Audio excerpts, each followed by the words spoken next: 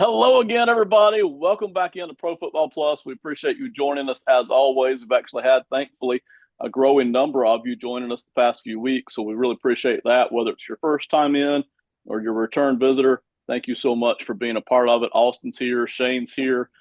We have a lot of football to talk about in a very short time. We are going to load it up. We're going to hit the playoffs first. So for those of you who are here for the playoff talk, we're going to hit that hard first. And then for those of you who are here for the head coach talk, that'll be segment number two. If you're wanting to fast forward to that, by all means, 10, 15 minutes in, hit us up there on the head coaching side. Then we'll have our final 60 seconds, of course, as always. Guys, welcome in the house. Shane, I'm actually going to ask you first, man, what's the weather up like? I need a weather update from the great Northeast of this United States, man. I mean, for what you guys just dealt with, that would have been called Monday up here. Um, tomorrow it's gonna start the day in the negatives, and top out in the lower teens, uh, and that'll be one of the warmer days this week. So I got a heat wave. Okay. heat wave, exactly. um, Austin, I played in the snow 2 days, so we hit people with snowballs, all the ones we could. We got to sled a little bit on some tiny hills for a couple of days. Did y'all get to do any of that? No, around here we got more of a light dusting, and then it just quickly kind of became ice. So not really fun to play in the ice. No, no, it wasn't. Matter of fact, late Saturday, we went out to a local park that had some cool hills. We could actually drive out, but it was close to dark. They had all turned to ice. So you talk about rock solid, break your neck style. we Yep. we were getting a little dangerous. So all right, let's update the new competition that started last week. Two-time defending champion Shane has the early lead in this one. Shane, you are at 4-2. That's largely because of the Commanders Buccaneers game off of last week. Me and Austin are tied at 3-3, and of course we had identical picks last week. Me and Austin. So it continues this week. We've got 4 games to pick from. Shane, I'm going to start with you here, and I'm going to start with let's do the NFC side first. Let's talk about the Eagles and the Rams. Shane, what you feeling on this game? I mean, right now, hats off to the Rams for how well they played against the Vikings to get them in that opportunity. Um, but I definitely think that you're looking at the Eagles still being the dominant component here. I think Detroit has the ability to be the most dominant team on this side. Um, but I think the Eagles continue. I think they can hold up better against some of the rush that you've seen already from the Rams. And I think Washington, as I predicted, would get that one victory. And then I think they Yep. welcome themselves back out of the playoffs. All right. Austin, I'm going to save you for last here on this one. I actually feel the same way, Shane. I feel like this Eagles offensive line is going to do a much better job of handling the Rams pass rush. And, the Eagles just feel like a stronger team. I felt like that all year. And are the Rams dangerous? Yes. And do the Eagles have little fissures and cracks kind of waiting to be exposed at some point? Possibly. Yeah, they do. But still, here in Philly, man, it just doesn't feel like a great game to me for the Rams, even though I acknowledge the danger here. So I'm picking the Eagles as well. Austin, any difference here? I thought about it, but especially with how heartbroken I am with that Yeah. devastating loss last night. But the Rams are a good team, but the Eagles are just better, to be honest, plain and simple. Um, I'm a little bit worried maybe about the home field advantage for Philly as well for the Rams. If it was, in a Mm-hmm. dome or something, I think that could Right. even the playing field. But out in the elements, Saquon Barkley running wild and free out there is going to be just even tougher. So I'm going Eagles as well. Yeah, I'm in the same boat. I got a lot of respect for the Rams here, but you mentioned that indoor outdoor thing. That's one reason I still like the Lions overall in these playoffs. Is because man, indoor track, right? They're going to do well at that. So, Rams playing out there in Philly, it doesn't feel like I say feel like doesn't feel like a great day for them. So everybody picking the Rams. I started picking the Eagles on that one. Austin, I'll give you first shot here. The Commanders in Detroit. Jaden Daniels, of course, just kind of Joe Cool in his way through through this season, and the Lions after a week off. Let's play some football. What's your feeling?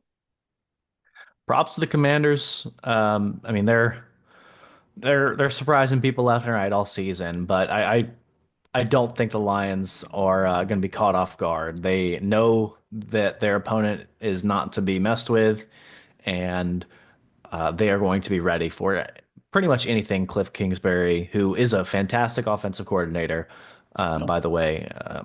Might talk about him a little bit more later, but Ben Johnson and Cliff Kingsbury are two great offensive coordinators. So I'm expecting to see all sorts of good offense, but that Lions defense just kind of vaults them way above the Commanders, who have a pretty poor defense according to most metrics, and my eye test as well kind of agrees with that. So I'm going Right. Lions here. Yeah, it always makes me feel a lot better when the analytics and my eye test agree. When they disagree, then I got to go bury myself and study, right? But yeah, when they agree, it makes me feel a lot better. Shane, last week you were the only one of us to pick the Commanders, even though we all predicted, hey, close game. It was a fantastic game. Here's the Commanders rolling into Detroit, picking them again. No. I think, like I said before, I think it's great for the Commanders to get where they are. They get their first round playoff victory. I think this will be a competitive game. I think Austin kind of hit on it. One thing I always like to look at is if you're an offensive team, in this case, as Detroit has become with the amount of injuries on the defense, it helps to have somebody like Ben Johnson because your defense has an opportunity to see somebody that doesn't do the same as everybody else. Now, Kingsbury is much more of a spread and get the ball around than what Detroit does on theirs. A little bit more power run game mixed in with some, tackle eligibles and some other things that Ben Johnson's become famous for. But I think you guys hit on it. I think with Campbell, Detroit's going to be ready. Um, Getting to play at home helps them again, as you mentioned, Ben. And I think the Lions pull it out. I think this game will be close because I don't think Washington's going to embarrass themselves by any stretch of the imagination. But I think Detroit is ready to go this year. I like the Lions in this game. Y'all both mentioned all the reasons, so I won't pile on. But I just really like the Lions here. I like the Lions by a lot. Not early. I really feel like the game can hang around and linger here. But ultimately, even an injured Lions defense seems about as good as this Commanders defense. The Commanders are susceptible to the run. We know the Lions love to run the football. And then whenever the Lions need to, they can just start opening up the passing game and they can pass the football almost any way they need to. So this looks like ultimately to me. And listen, I love Jaden Daniels, but there were two passes last week that could have and should have been picked off. They weren't. And if he does that even one time against the Lions, then that could be a 10-point swing right there with the Lions just being a powerhouse. So ultimately, I like the Lions here by a lot, even though I do feel like the Commanders, like y'all said, will not embarrass themselves. I feel like this it wouldn't shock me if the Commanders won, but I'm just not seeing the game that way. It really feels like a comfortable Lions victory here to me. Moving over to the AFC side, Shane, I'm gonna let you start it off here with the Bills. I'm gonna say the Bills and Ravens. Let's do the Texans and the Chiefs here. Any hope here for the Texans, Shane? I mean, with the way that they came out and stifled the Chargers, I think there's a chance. But I think Kansas City, even more than Detroit in this situation, it's old hat for them to get to sit for a week and wait for their opponent. I think the Texans are a team that they match up well against. And I think Kansas City wins this one easily. All right, Austin. Shane's got an easy Kansas City victory ultimately. Do you feel the same way? No, I don't. I really don't think there's been many easy victories for the Chiefs all year, if you've been paying attention to their games. So I don't think this week is going to suddenly change that. What I do think is Kansas City will come out with the win, though, because that's what they do. The Kansas City Chiefs win football games. Sometimes aided by the boys in the stripes, sometimes just by 1-5 putting it on his back. But this is what this team's built for. They pretty much phone it in every year, or at least the last 2 years. They just kind of phone it in during the regular season, do whatever they got to do to get their wins, and then playoff times come and they go, okay, let's start playing football now. So that's kind of what I'm expecting. The Texans are a really good squad. Nico Collins, I'll sing praises about him all day if you want. Oh yeah. I absolutely love what he can do on the football field. But the Chiefs have a guy to match in that defense. So I think that's probably they're gonna be their plan is, hey, let's not let Nico beat us, and then just kind of contain Joe Mixon as best we can, and they'll probably have some decent success at that. So I'm projecting a Chiefs win. I wouldn't say an easy win, but a Chiefs win nonetheless. For those of you new in the audience, and some of you have been with us for a long time now, almost the entire year of our first run here on the show. Austin does a lot of wide receiver work, so look ahead to that. As draft time gets near, he'll be putting out some wide receiver stuff, not only on his podcast, but on this network as on this on the YouTube side as well. So check out some of that, and that's why, the Nico Collins thing. Totally agree. But listen, the Chiefs are vulnerable to me. I don't think there's any question about it. They were vulnerable last year, and they found a way to work their way through it. But I'm just not sure Houston ultimately, in spite of what I saw last week, I'm just not sure Houston is ready to roll into Kansas City and take advantage of that. I mean, this has been a Houston team that hasn't looked any better than Kansas City, and they've racked up a lot more losses this year. So I just don't see Houston rolling in here and getting a victory. I'm not trying to shade D'Amico Ryans or CJ Stroud here. I just don't see Houston being the team this year to rock the boat on Kansas City. So I've ultimately got Kansas City in what I figure is, I don't know, maybe a 25-18 kind of a game, kind of a little bit ugly kind of a game. But I just like Kansas City here as well. No way I can pick Houston on this one. All right, the big one, the slobber knocker, the one that everybody's looking forward to, the one with the heavyweights, the big names, the MVP awards potential floating around all over the place. I mean, this has got everything: the Buffalo Bills and the Baltimore Ravens. I mean, it has everything that you could want. And unfortunately, it's a second round playoff matchup. You could have told me, and I know they're on the same side, this is a Super Bowl worthy matchup right here. All right. I just can't say enough about this game. We get it in the second round of the playoffs this year. So, Austin, I'm going to start with you. I feel like this is a super tight game, but I kind of had a team I wanted to pick all week, and I haven't moved off of it. So, what are your feelings on this game? And lay it on us, man. I feel pretty good if I'm a Ravens fan coming into this. I just saw, if I am, I just saw my team uh, handle the Steelers pretty well without Zay Flowers. The problem is Zay Flowers is no guarantee to play this game. This is the unfortunate thing about recording this on a Tuesday is we just don't Right. have all the information yet. It's too early. If you told me there's a 100% chance that Zay Flowers is fully healthy and not going to be hindered by an injury at all, I would tell you I'm really confident that the Ravens pull this off.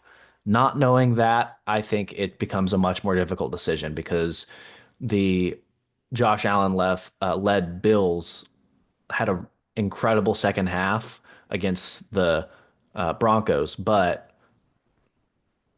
only one half was incredible. The first half of that football game, it should have ended in a tie. A doinked field goal at the end of the first half kind of screwed that up for the Broncos, but the Broncos played them really Yeah. well. And if they come out and start that slow against this Ravens team, I don't know that they're going to be able to make it up in a second half. So the Bills have to start hotter.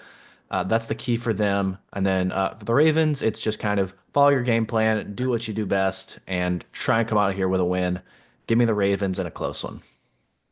All right. Austin's got the Ravens in a close one. Shane, you feeling differently? Oddly enough, no. I thought Austin would go this other way, and I maybe I was going to sneak this I thought so too. Yeah. Ravens pick in here, but I think Austin made a good point about Zay Flowers. In my mind, I think this game becomes a total tight end fan love fest. I think it really is Dalton Knox and Dalton Kincaid versus um, Isaiah Likely and Mark Andrews on this one. I think they're the offensive weapons that are going to be hit the most. Um, Both quarterbacks love the tight end as a security blanket. Both of them have athletic and high scoring tight ends on their team. I think the Ravens looked better all around against maybe a weaker Pittsburgh team, but I thought, especially the first half, that the Bills did not look good against a Broncos team that I think kind of punched above their weight to get into the playoffs. I don't necessarily like the Ravens in the next round, but I think they pull it off against the Bills. I'm in the same boat. I've got the Ravens as well here, and I think, listen, to me, it's razor thin. This is anybody's game to me, especially since it's in Buffalo. That was really the complicating factor for me, along with Austin mentioned Zay Flowers is out. When I watched these two teams for the past several weeks, and then especially this past weekend, I feel better about Baltimore. The defense has gotten better. Now, listen, I'm not totally sure that the Ravens defense has gotten as better as the media is telling us, because you look at the offenses they went up against during, say, weeks 4 through 10, those were juggernauts, and they weren't mostly playing juggernauts during the last 7 or 8 weeks of the season. But even so, the Ravens have adjusted defensively, made a couple of personnel switches, and they've cleaned up a lot of the garbage that was kind of cluttering up their defense. So I like the fact that this Ravens defense is playing better, and I really feel like they can handle this Bills receivers group. So now it's the Josh Allen show, and that's fine. He will deliver, but you got Lamar on the other side, and you got Derek on the other side. And to me, that 1-2 punch, I just like it. And the Bills, y'all mentioned it last week, they didn't look good, especially in that first half. You talk about dumb penalties all through the first half. Really, really sloppy penalties all through the first half for Buffalo. It's razor thin, but on the road, give me Baltimore here. I expect a fun game here. Clash of the Titans, truly. But give me Baltimore by the slimmest of margins. I felt good about it ever since we found out this matchup was going to happen. So that's where I'm at. All right. That's our playoff matchup. I think we all picked the same across the board. I am surprised at that. I thought it would be 2-2 splits all the way across. So basically, next week, Shane will have a 1-point lead again heading into heading into the third round, and we'll see what we do with those title games. All right, that's the playoffs. We will undoubtedly return to that next week for those of you in the audience. Let's move on to the coaches board here, kind of working our way through some of the offseason stuff. Patriots have Vrabel in the house. We heard rumors of that for a long time, even beginning last year and even before that, and it has finally, through a weird path, come to fruition. Shane, you're the Patriots student. How do you feel about Vrabel in the house now? I think it's a decision that, as you mentioned before, should have been made last year. I think the Kraft family tried to look smarter than everybody else. Robert Kraft has really liked to see himself as one of the shining owners in the NFL, and oftentimes when that happens, that's when you make mistakes. As much as he is not a big fan of Jerry Jones in Dallas, it's a very Jerry Jones move that he made with Jared Mayo, thinking that he had a better idea than everybody else. As a coach, I love Vrabel. I thought that his Tennessee teams overperformed based on the talent and the draft picks that they had. I think he'll set a different mindset for the Patriots. And right now, with a young team that doesn't necessarily scream talent, as we've talked about in the last couple of weeks, I think he's a great pick for him. I don't think that this wasn't a team that Ben Johnson was going to think of highly. And so I think Vrabel was a great pick here. Also, he has a Rolodex of people that he can bring with him, and the Patriots need a lot of help across the board. All right. So Patriots fan, student Shane Ratliff is comfortable with this. I'm comfortable with it too. I like it. I think, to me, Vrabel could have fit in several places here, and I would not have had any problem with it. I thought some other teams should have been more aggressive with him than they were. But Patriots got him. No surprise, really. We've been hearing this for quite a while now, so it does finally come to pass. Austin, since we talked last, the Dallas Cowboys have parted ways with Mike McCarthy. Feel free to chime in on that if you want to. What I really want to hear from you is who's really realistic to come to Dallas? If I remember correctly, and correct me if I'm wrong in a minute, I think you said Deion Sanders to Dallas was at least a possibility a few weeks ago. But who's out of the people that we're looking at, who's really legit, and who do you like there? Two or three names they should really be looking at hard for Dallas. Well, obviously Ben Johnson's number one. There's a chance he would go to Dallas. I don't know that he would necessarily want to be under Jerry Jones, who's super controlling like he is. So I don't know if that would be somewhere he'd want to go for that reason. But in terms of having an offense to work with, having a quarterback, he's got that Yeah. in Dallas. So that looks like a somewhat realistic option. If Ben Johnson's willing to take a look at you, you give Ben Johnson a look. Um, moving past that there's two names on this list, or there's two names that aren't on this list that you have on the screen right now that I think need to be in heavy consideration for this Cowboys job. The first one is Cliff Kingsbury, who has looked great, as I mentioned, for the Yeah. Commanders this year. He had a Yeah. stint with the Cardinals from 2019 to 2022, and that was a trying time. Didn't have a winning record in his time there, but he did have one season where he took his team to the playoffs, and then Mhm. just had absolutely kind of no defense to work with in uh, Arizona, and his offense got snuffed out. Like he didn't use enough pre-snap motions. He was very bland. He had all this kind of college stuff that he'd done at Texas Tech when he was there that he tried to bring to the NFL and it worked until it didn't. And then he didn't necessarily do enough job um, kind of picking up the scraps of what was working and kind of Mhm. rebuilding with that, which I think is the key thing that great offensive minds do is they when their stuff starts to get chipped away, they pick up the scraps of it and build something new from it. And I think that's what Cliff Kingsbury showed that he has the capability of doing this year in Washington. He showed that capability when the Commanders, a few weeks into the season, started kind of getting figured out. And this is what he's done. He's rebranded, rebuilt this offense, and now it looks good again. So I seriously think he's due for a head coaching job again sometime this year or next year. I think he needs to be looked at for the Cowboys. And the other one is former Cowboys coordinator Kellen Moore, who is the Eagles coordinator right now.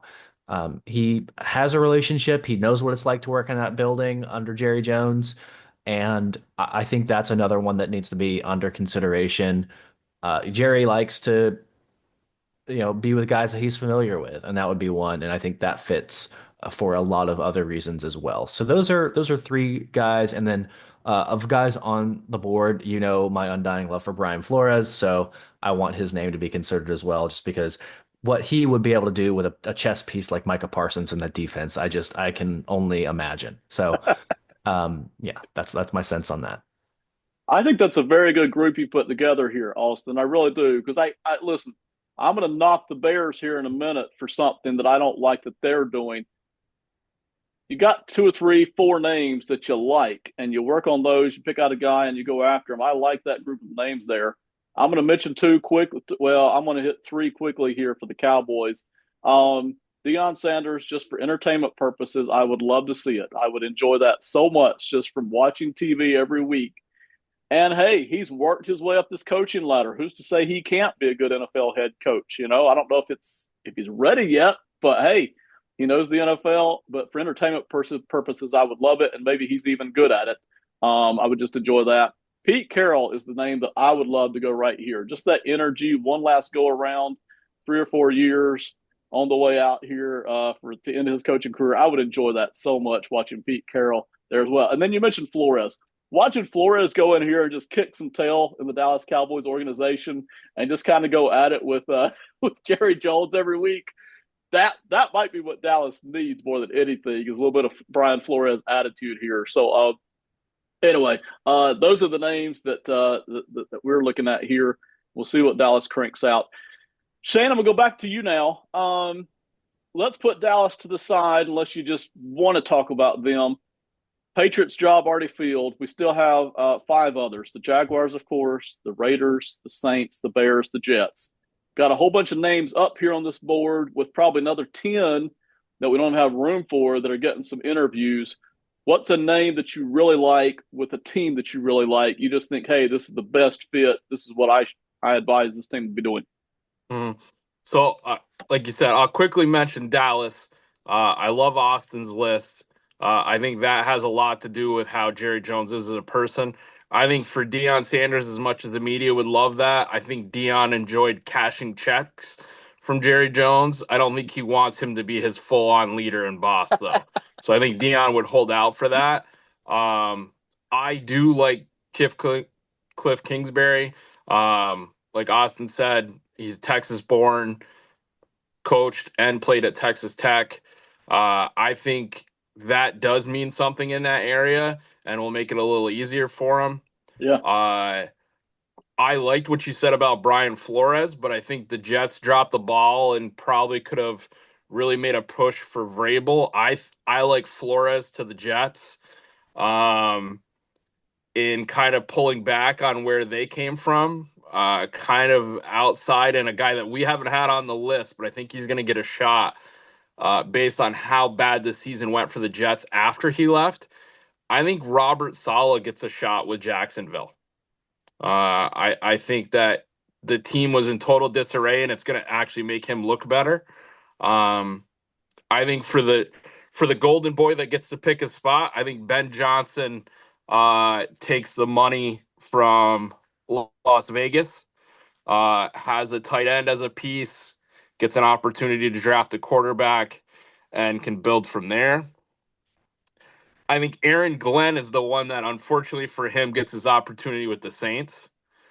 And I think that's tough for him. You mentioned Pete Carroll. I think rumors started early about it. I don't mind him to Chicago. I think he's a coach that can Okay. help with Williams. Not because Pete Carroll's a great offensive mind. Defense has always been his side of the ball, but he changes the attitude of that locker room. Um, you know, it, Seattle never really had a disastrous going. They just became Yeah. average. Yep. Well, right now the Bears would kill for average. Um, this year they got stuck behind a juggernaut of Minnesota, Green Bay, and Detroit. I think Green Bay's gonna start to pull back. I think Minnesota, depending on how they make their moves at quarterback, could drop back. So I think Chicago could make a move. They have a defense that Pete Carroll can help. I think if he makes a strong decision on an offensive coordinator and starts to make some of these moves, I think that he could bring the Bears back as well. That y'all both are putting out so much good stuff right here. I want to react to two or three different things that y'all put out there. First of all, the Pete Carroll thing. To me, Pete Carroll should be coaching somewhere. I realize that your time runs out in one place, and sometimes it doesn't mean you're a bad coach. It just means time to run out. If he's willing to commit for 3 or 4 seasons, I really love his energy and obviously his mindset for football. I think he would be perfect for a couple of places here, whether it's Chicago or not. I would love him in Chicago. All right, but I love that. Also, I'm gonna go back and hit something you mentioned with and I'm losing it, Kingsbury for the Commanders. You're 1,000% right that we've seen more than one college coach kind of fly up here to the NFL level, try their little trendy stuff, and then flame out. They have to go back to college because they weren't able to readjust. But he has. You completely nailed that. He has taken what works from his concepts from college. He's kept that, and then he's kind of NFLized it. Right? He's just added the things that you have to do because defensive coordinators are going to figure out anything that you do. If you keep doing that, you've got to keep reinventing, adding, building out, and then hey, go back to what I am also good at this. So that's absolutely love it there. There was something else y'all put out. I don't remember what, but anyway, if I had to put money right now, it would be on Ben Johnson. It would be Jaguars or Raiders. I've been hearing Raiders stuff. You never know. If I had to put money right now, that's where it would be. If I had to put money on Aaron Glenn, it would be between the Saints and the Jets. I really feel like Aaron Glenn is going to get a shot here at one of these two teams, and I don't know which one he would want. Honestly, but they're both okay. But if I had to put money, it would be Aaron Glenn to the Jets or the Saints. It would be Ben Johnson to the Jaguars or the Raiders. I'm going to hammer the Bears here for just a second, and it's going to seem bland at first, but the Bears have known for several weeks that they had a coaching opening. All right, this was not new, and Ryan Poles is not a new GM here.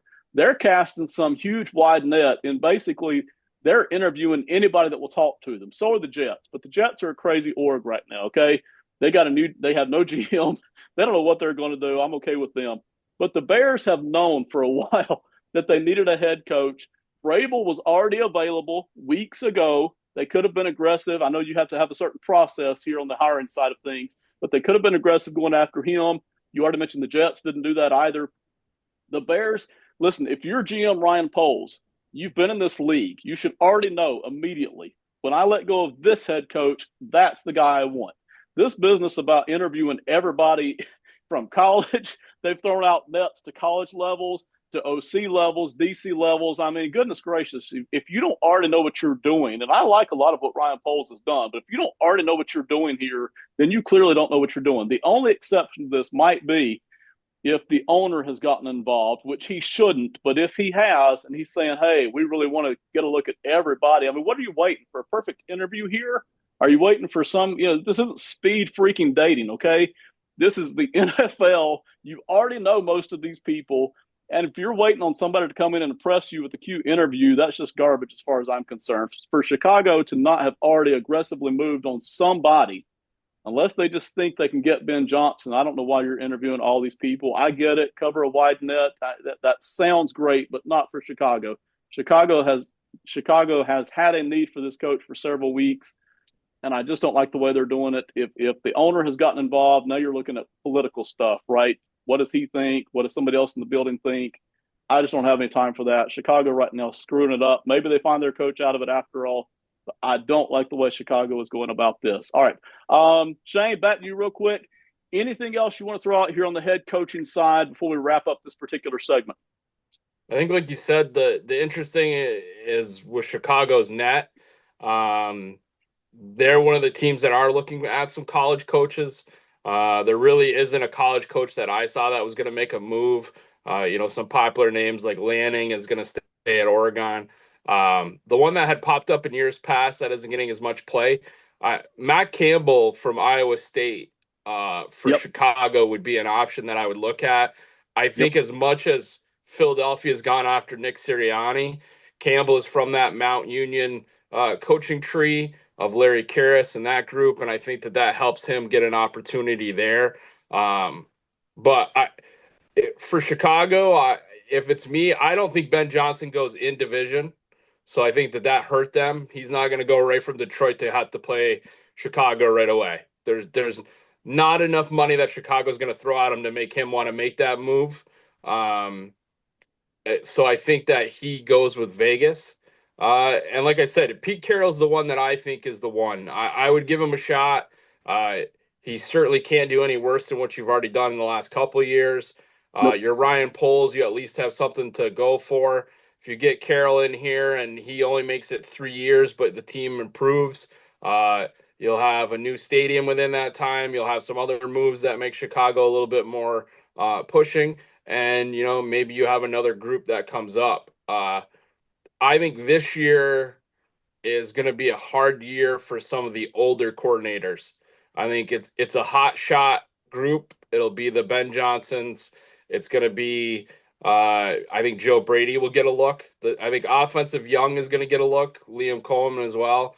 And then I think defensively, you're going to look at some of the old guys that have been defensive coordinators: Brian Flores, Aaron Glenn, and I would like to see it, but I don't think he's going to be a head coach as Steve Spagnuolo. What he does with Kansas City, I know you give him a ton of credit and talk about it quite a bit, but I don't know how much everybody around the NFL gives him as much credit as what he does. The defenses he's been able to put together, especially with the people passing through Kansas City,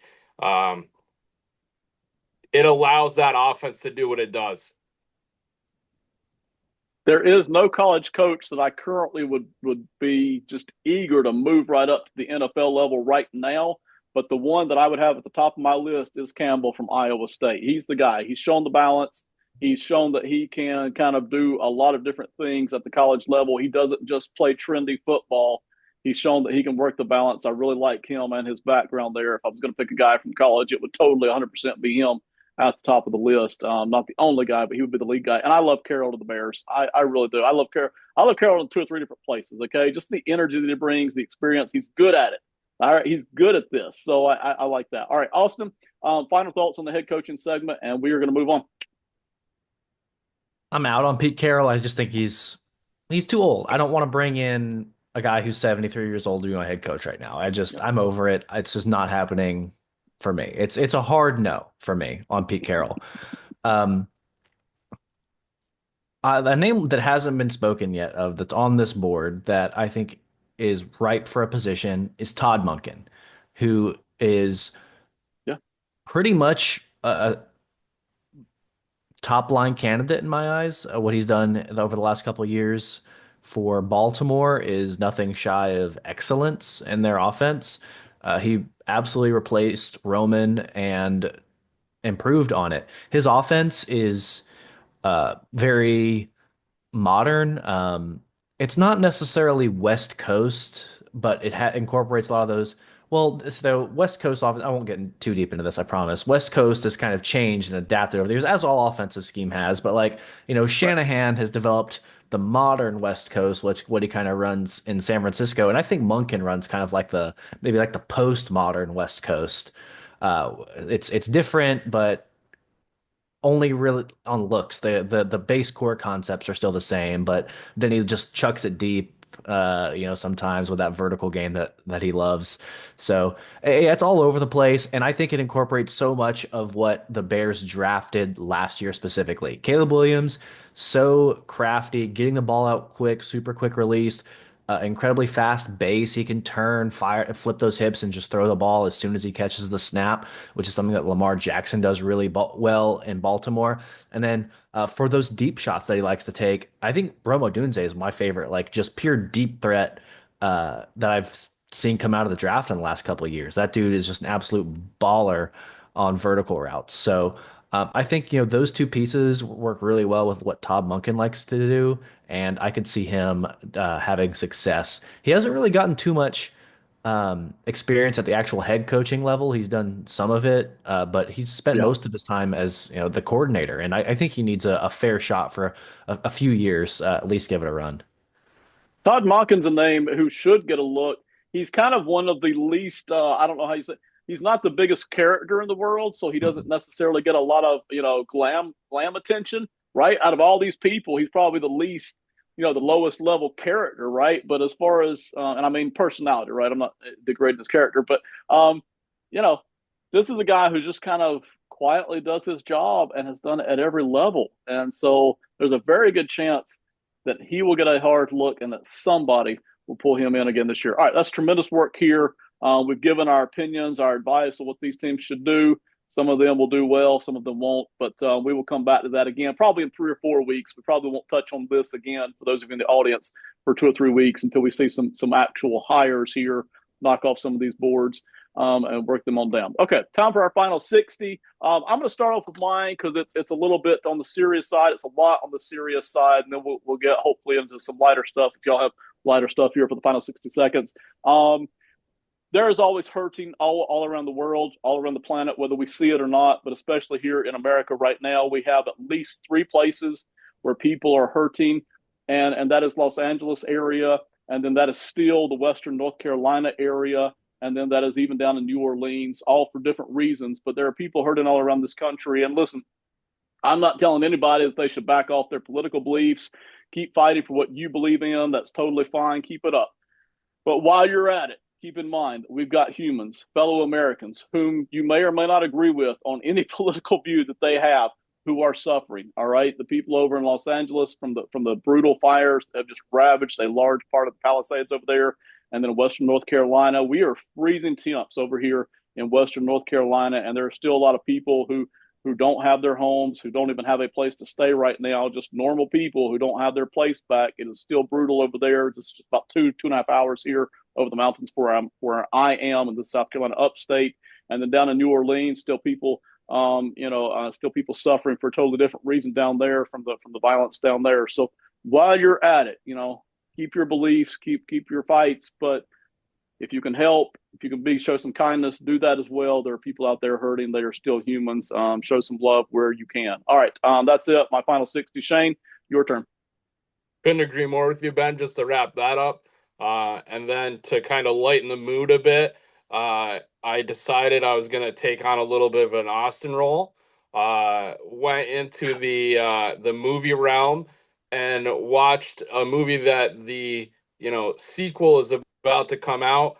Um, but Den of Thieves. If you're into like action and kind of heist movies, I'd watch it when it first came out and kind of thought, this isn't that bad. Rewatched it again this week.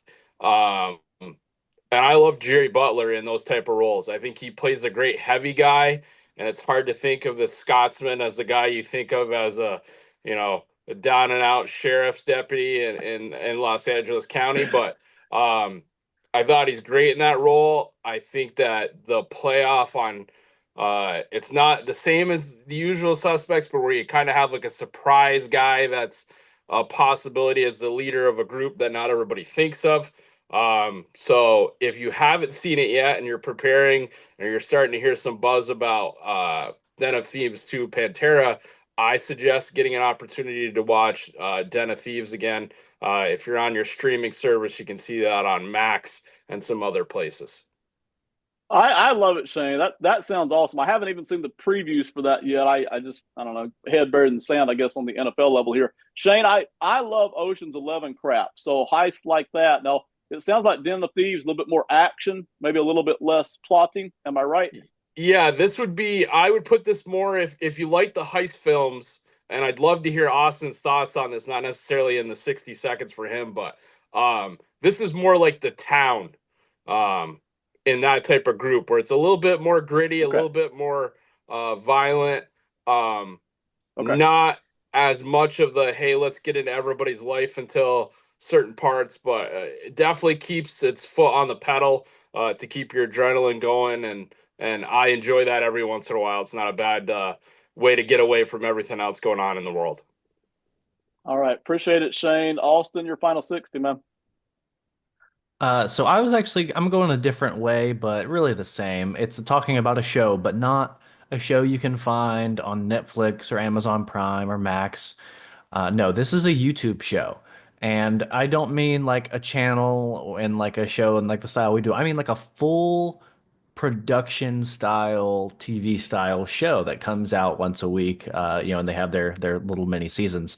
It's called Jet Lag, the game. It's a travel show where there's three main players who are in it all the time. Sometimes they bring in a guest, but they play like travel games. Right now, they're playing a game of hide and seek across the entire country of Japan. So it's really awesome. I don't want to spoil anything, but it is fantastic. They play all sorts of different games. It's not just hide and seek, but this series that they're in is hide and seek across Japan. I think the fifth episode is the most recent one that's come out, and it's really easy to get into. The people who run it do a really good job of being entertaining, and then having some really high end production on it as well to that kind of helps. So. Shout out those guys over there at Jetlag. If you're into travel or like board game style things, I think this kind of combines the best of both worlds there. All right. That sounds like a lot of fun. And I wasn't, I apologize.